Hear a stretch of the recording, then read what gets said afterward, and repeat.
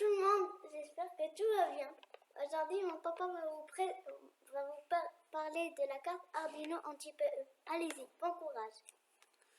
Effectivement, on va parler de la carte Arduino anti-PE, exactement à propos du logiciel ISIS, d'accord, où vous pouvez manipuler avant d'acheter le matériel, avant de revenir à vos classes. Alors, je commence par des généralités et la carte Arduino, vous savez que c'est une carte open source. La première fois est initiée par un groupe d'enseignants étudiants dans une école de design en Italie en 2004-2005. Cette carte, c'est une carte programmable, c'est-à-dire on peut faire un programme téléversé dans le microcontrôleur de la carte, et c'est la carte capable de piloter des capteurs, des actionnaires afin de simuler, créer des systèmes automatiques.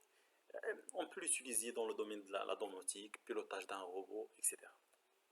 Alors, les gens qui sont intéressés ou bien qui peuvent travailler avec l'Arduino, c'est-à-dire c'est les enfants, même les enfants capables de faire des applications, même les gens qui ne savent rien à propos de l'électronique, les élèves, les artistes, les chercheurs et les ingénieurs ou bien les futurs ingénieurs comme vous. Donc les diverses cartes Arduino, donc on trouve généralement on travaille avec la carte Arduino Uno, c'est suffisant pour réaliser vos projets. Mais si vous voulez besoin de quelque chose de très performant, plus sophistiqué, vous pouvez passer à la carte Arduino, par exemple Mega.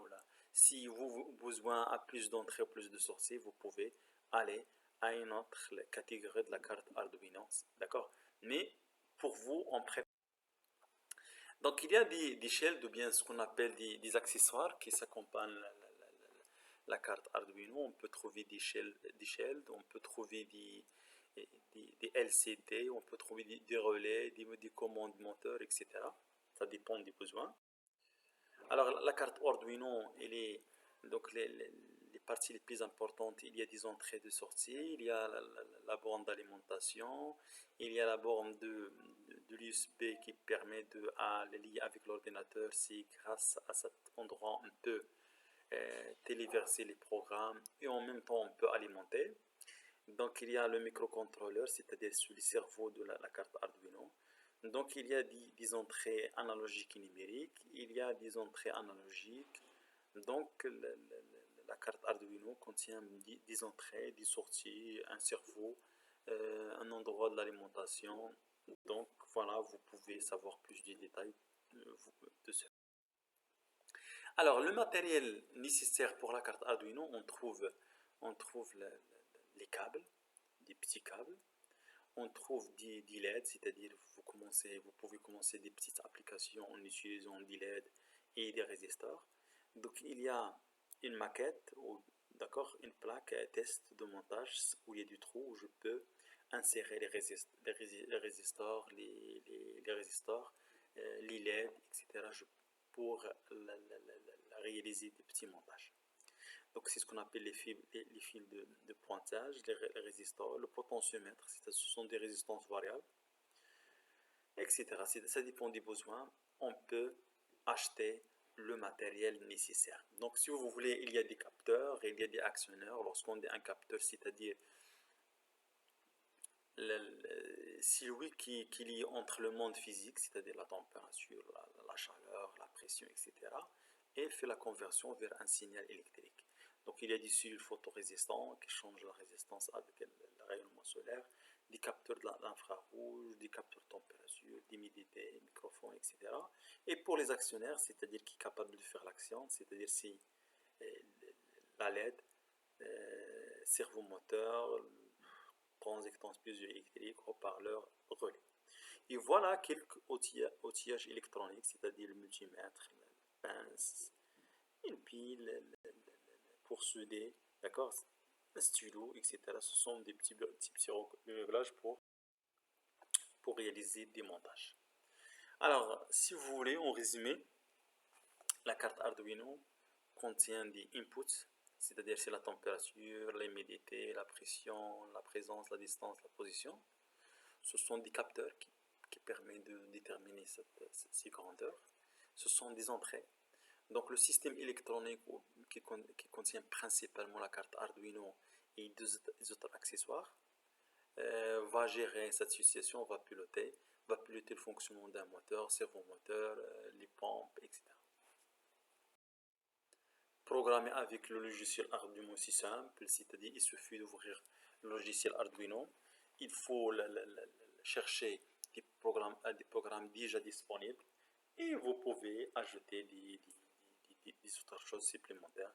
Il y a des programmes disponibles qui permettent de faire une tâche. Si vous voulez plus, vous pouvez aller vers la carte Arduino par internet, vous trouvez des autres choses à ajouter. Voilà un petit programme qu'on peut l'écrire sur l'Arduino et on peut gérer le fonctionnement d'une lampe par exemple avec une résistance de protection. Un deuxième exemple, c'est 3 LED. On peut faire un jeu de 3 LED de 3 couleurs différentes pour réaliser par exemple les 3 feux de la circulation. Et on peut réserver un peu de temps pour le jaune, beaucoup de temps pour le vert, une durée moyenne pour le rouge ou bien l'inverse, ça dépend de la situation. C'est-à-dire, vous pouvez écrire ce programme, téléverser, et vous pouvez gérer le fonctionnement de 3 LED comme il s'agit des 3 feux de la circulation. Un troisième exemple, c'est le capteur DHT11, c'est-à-dire ce capteur capable de détecter la température et l'humidité ambiante, et on peut l'enregistrer en permanence sur l'ordinateur. Et on peut préciser le pas, est-ce que c'est pendant 10 secondes, 1 minute, ça va noter la valeur. Donc voilà, c'est-à-dire un capteur température capable de détecter la température et l'humidité. Et l'Arduino permet d'enregistrer en permanence sur l'ordinateur. Alors, la chose la plus importante à ajouter aujourd'hui, c'est simuler vos projets Arduino sur le Proteus Isis. Alors, c'est quoi Proteus? Proteus, c'est une suite de logiciels destinés à l'électronique. Et au sein de Proteus, il y a un logiciel appelé Isis. Isis, c'est pour faire les schémas électriques. Mais le problème, que Isis contient plusieurs bibliothèques, plusieurs composantes, mais pas de Arduino. Donc, ce qu'il faut faire, après l'installation de Isis comme logiciel, vous pouvez chercher à ajouter la bibliothèque Arduino. Donc, voilà les étapes qui permettent d'ajouter la bibliothèque Arduino à logiciel Isis. Et comme ça, vous pouvez réaliser vos projets avant d'entrer à la classe, avant de commencer à acheter le matériel. Essayez de commencer à faire une simulation de projet. Prenez des capteurs, prenez des afficheurs, des moteurs, comme vous voulez, c'est-à-dire c'est disponible sur la bibliothèque Arduino, qu'on va la télécharger ou l'ajouter dans le logiciel Isis. Et comme ça, on peut travailler avec des montages qui contiennent la carte et des capteurs et faire des mesures. Voilà un exemple que j'ai réalisé, c'est-à-dire j'ai une carte Arduino, j'ai un shield motor et j'ai un capteur de température, capteur de rayonnement solaire. Et l'objectif, c'est de gérer le fonctionnement de ce moteur en fonction de 2 paramètres. C'est-à-dire si par exemple la température dépasse un seuil, et essayer de tourner le moteur dans ce sens. Si le rayonnement inférieur à ça, essayer de tourner le moteur dans l'autre sens. Donc c'est-à-dire c'est un jeu, c'est un programme qui permet de gérer le sens de rotation du moteur, la durée de fonctionnement du moteur en fonction de 2 paramètres, c'est la température et le rayonnement. Voilà donc un exemple d'un type exposé l'année passée. J'ai été parmi le jury de CNC. Les élèves qui sont passés devant moi, il y a un élève qui a présenté une voiture à l'aide de Arduino. C'est une voiture, l'objectif c'est le park assist, c'est-à-dire une voiture qui fait le stationnement toute seule. Donc voilà un calcul mathématique ou bien des hypothèses de calcul. Donc voilà le matériel utilisé. Et finalement, il arrive à faire une petite voiture qui arrive à faire le stationnement de seul. Voilà, on est arrivé à la fin de cette séance. Merci pour votre attention et bon courage.